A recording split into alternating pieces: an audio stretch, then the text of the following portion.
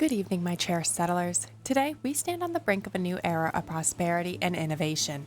It fills my heart with pride to witness the fruits of our labor and the spirit of unity that binds us together. Our settlement has flourished, and now it is the time to expand our horizons and embrace the promise of progress. With the turning of the seasons, we shall sow new fields, extending our reach across this fertile land.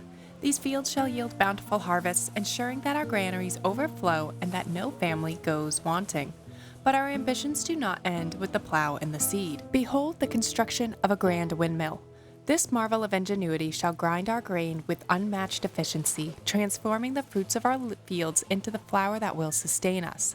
And from this flour we shall bake the finest bread in our new bakery, its warm aroma a testament to our hard work and dedication. Yet, dear friends, it is not only the physical that we seek to cultivate. We stand at the dawn of a new age of enlightenment, where knowledge and innovation shall guide our path. To this end, we introduce new developments. These discoveries shall be the seeds of our progress, allowing us to unlock new techniques and advancements that will elevate our community to greater heights. Let us embrace this opportunity to learn, to grow, and to build a future that honors the wisdom of our ancestors while forging a path toward a brighter tomorrow. Together, we shall expand our settlement, harness the power of the wind, and embark on a journey of discovery that will shape the destiny of Namatine Fields for generations to come. Heyo and welcome to another episode of Build and Battle Season 3, where we will build a beautiful medieval city while battling off famine, mutiny, and the bitter cold. In the last episode, we began our 4th district of Namatine Fields, which will become one of our major farmlands of our territory. Therefore, we constructed the district's essential necessities such as homes, lumber production, and basic food gathering, as well as start our first farmhouse. So, if you happen to miss the last episode, then click on the info card above, or if you're looking for a new Manor Lords series to binge watch, then check out the entire Build and Battle Season 3 playlist located in the description below. In this episode, we will finish setting up our farms by importing the necessary resources using our pack stations to aim by the end of this episode to have our windmills and bakeries producing bread for the greater Namatine area. We will also cash in our first development point and construct a church to keep our settlers happy. So, are you enjoying watching Build and Battle Season 3? If so, hit that like button, subscribe, and let me know down in the comments what you're most excited to see in the upcoming episodes. If you can't wait to see the season unfold, consider becoming a channel member for exclusive perks, emojis, and early access to the videos. Also, don't miss out on our Build and Battle Season 3 merchandise linked in the description below. Alrighty, so I'm wicked excited to start today's build, so grab your beverage of choice, kick back, and please enjoy. Today, I would actually like to start with a pack station. For our last 3 districts, we have attempted to trade between our regions using the trading post, and honestly, it's just not enough for me, and I have found some pros and cons for each asset. So let's position a pack station in and talk about those pros and cons and just some general thoughts I have on trading between our own territories. Now, admittedly, I am not the best with numbers, so note that this is all just my opinion, having played the game for several hundred hours at this point, and ultimately the game is still in early access mode. However, trading between the districts is surprisingly difficult. At first, I thought interregion trading at the trade post would be best, as that worked out well for us in season 2 of Build and Battle. However, when a patch came out, I found this began lacking. Central or East Namatine could be overflowing in food, yet only perhaps trade 10 vegetables of their 500 surplus to Old Namatine. So I'm unsure if I am simply not seeing enough trade because we don't have a trading information tab, or if there is something else wrong with trade. But I would have thought this would be a good way to move goods amongst our own territory so long as we had the applicable regional wealth. So instead, we will experiment with pack stations and pack stations and maybe the trading post in this territory. Now, the pro to this is I know the good will be transported. The con is I can't tell the trade to stop at a certain acquired number of goods, and I cannot just send an excess of something only. In other words, I can't just send bread to Old Namatine from from the fields, as the pack station is going to require that if I send bread to Old Namatine must send something back. So let me know your thoughts down in the comments. Have you found a better way to move goods throughout your own occupied territories? Or do you think there is some upcoming patch or development mechanic that could be better for this kind of situation. Okay, so with my rant on trading between our districts aside, I want to spend our first development point that we gained last episode after we built our starting necessities and Namatine fields. And since this is going to be a very heavy farming district that utilizes fertilization and sheep breeding, I figured we might as well acquire the heavy plowing development point first, as it is the prerequisite to the fertilization development point. This development point also allows us to upgrade our farm with heavy plowing, which essentially allows us to assign an ox to plow the fields each year. Honestly, I haven't really found that this particular perk is super useful, as we usually have more than enough families. And in Old Namatine, for instance, it takes half the season it seems, for the ox to even begin a field, never mind fully plow the crop.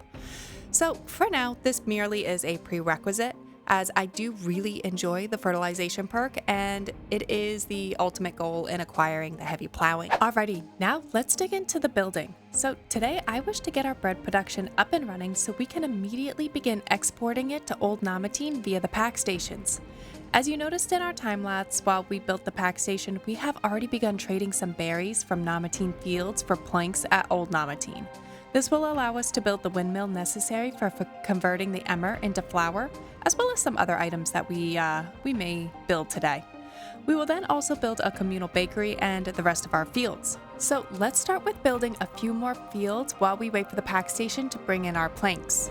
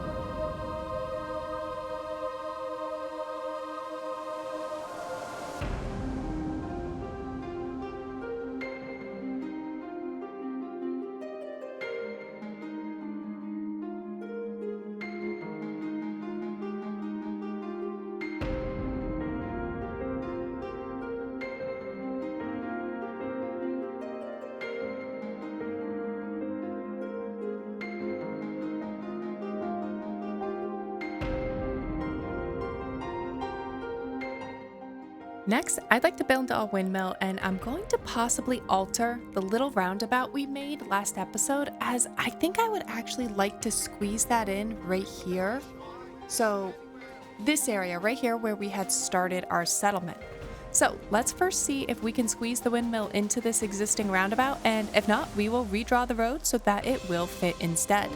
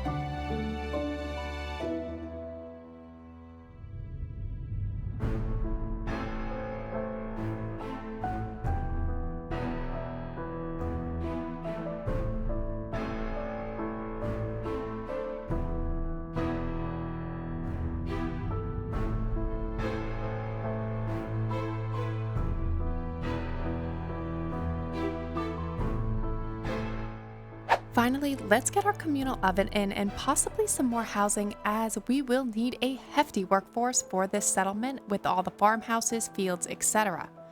Now, I would like the bakery to be located closer to the storage units for now, so that way the workers are more efficient and are moving the goods about in a quicker manner. We will probably build some more communal ovens and more storage facilities depending on the production rates and the demands. After all, I really would like to solve the food issue in Old Namatine with this district if possible.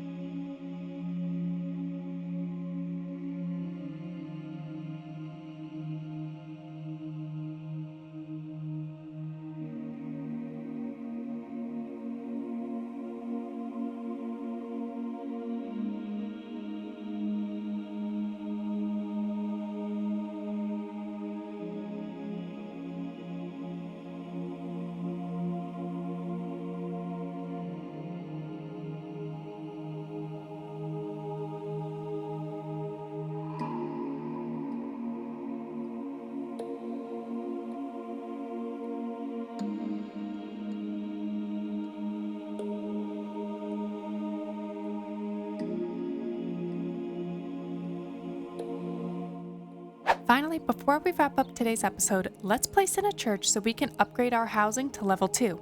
This is important for 2 reasons. 1, we really need level 2 burgage plots so we can acquire regional wealth from each family living in that burgage plot to later pay towards the king's tax once we have a manor house. 2, we need these upgrades for the rest of our development points. So, let's build this on in. This church will probably remain a level 1 wooden church simply because I really can't see a purpose in a level 2. I mean, aesthetically, a level 2 church is beautiful. But let me know down in the comments whether we should do that upgrade or not, because we really would only be doing it for a prettier building.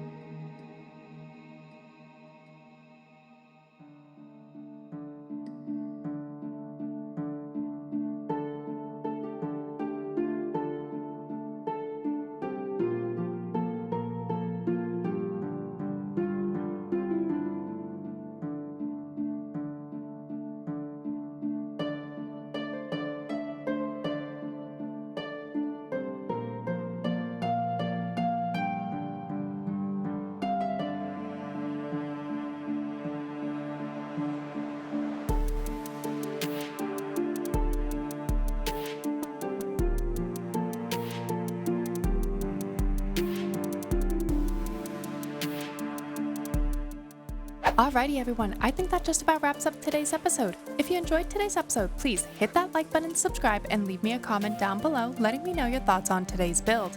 If you're excited to see the next episode unfold, consider becoming a channel member for exclusive perks, emojis, and early access to the videos. And don't forget to check out our Build and Battle Season 3 merchandise linked in the description below. Until next time, I hope everyone has a phenomenal week.